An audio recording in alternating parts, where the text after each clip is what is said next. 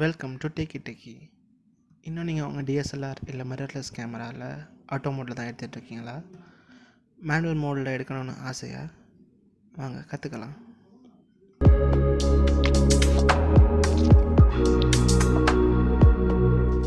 Manual மோடில் photo எடுக்கணுன்னா பேசிக்கான நிறைய விஷயங்கள் தெரிஞ்சிருக்கணும். அதில் இன்றைக்கி நம்ம பார்க்க போகிறது அபெர்ச்சர். இதை தான் நம்ம அபெர்ச்சர்னு சொல்லுவோம். அபெர்ச்சரோட வேல்யூஸை நம்ம f-stop யூஸ் பண்ணி தான் சொல்லுவோம்.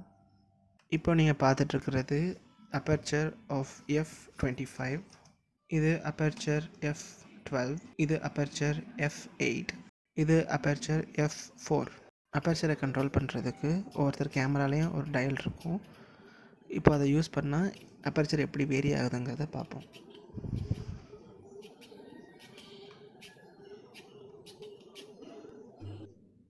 இப்போது அபெர்ச்சரோட யூசேஜ் என்னன்னு பார்ப்போம். ஃபர்ஸ்ட், இன்டேக் ஆஃப் லைட், அதாவது உங்கள் கேமரா சென்சர் எவ்வளோ லைட் வேணும், எவ்வளோ லைட்டை உள்வாங்கணுங்கிறத இந்த அபெர்ச்சர் தான் முடிவு பண்ணும். ரெண்டாவது, amount of depth or blur. இது என்ன சொல்ல வருதுன்னா, உங்கள் பேக்ரவுண்டில் இருக்க இமேஜ் எவ்வளோ ஃபோக்கஸ் ஆகணும் இல்லை பிளர் ஆகணுங்கிறதையும் இந்த அபெர்ச்சர் தான் முடிவு பண்ணும். இப்போ நம்ம எடுத்த சாம்பிள் ஷாட்ஸு பார்ப்போம்.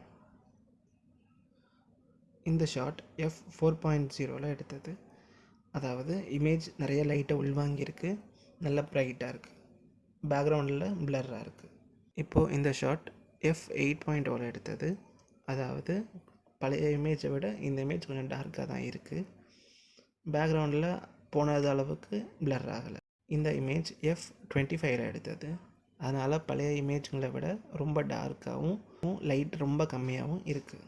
இப்போ இந்த 3 இமேஜையும் கம்பேர் பண்ணி பார்த்தோன்னா, ஃபர்ஸ்ட் இமேஜ் நல்லா ப்ரைட்டாகவும், செகண்ட் இமேஜ் கொஞ்சம் டல்லாகவும், தேர்ட் இமேஜ் ரொம்ப டார்க்காகவும் இருந்துச்சு.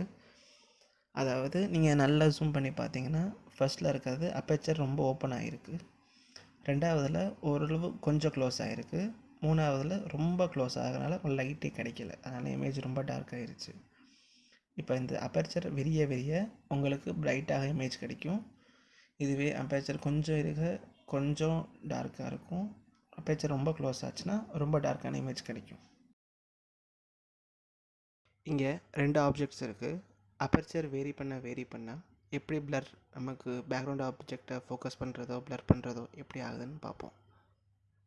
இந்த இமேஜ் f4 எடுத்தது, பேக்ரவுண்டில் நல்ல பிளர் இருக்குது, ஃப்ரண்டில் இருக்க ஆப்ஜெக்ட் நல்லா ஃபோக்கஸ் ஆகியிருக்கு. இப்போ பார்க்குறது f8 எடுத்தது, அதனால் போன இமேஜ் அளவுக்கு உங்களுக்கு பின்னாடி இருக்கிற ஆப்ஜெக்ட் அவ்வளோ பிளர் ஆகாமல் கொஞ்சம் ஃபோக்கஸ் ஆன மாதிரி தெரியும். ரெண்டுமே ஓரளவு கொஞ்சம் ஃபோக்கஸ் ஆகாமல் தெரிஞ்சிருக்கும். இது f25 எடுத்தது. இப்போது 2 இமேஜுமே ஓரளவு சிமிலர் லெவலில் ஃபோக்கஸாக தான் தெரியும், ஏன்னா பிளர் உங்களுக்கு கிடைக்காது, எல்லா ஆப்ஜெக்ட்டுமே உங்களுக்கு ஒரே லெவல் ஃபோக்கஸாக காமிக்கிறதுனால உங்களுக்கு இப்படி தெரியும்.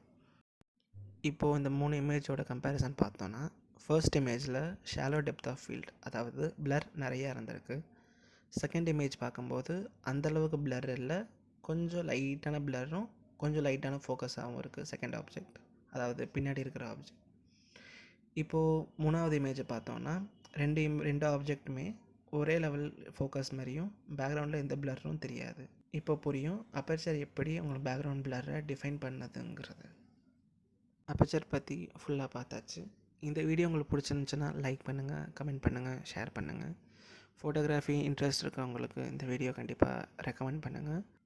அண்ட் மறக்காமல் Techie சேனலுக்கு சப்ஸ்கிரைப் பண்ணுங்கள். நன்றி.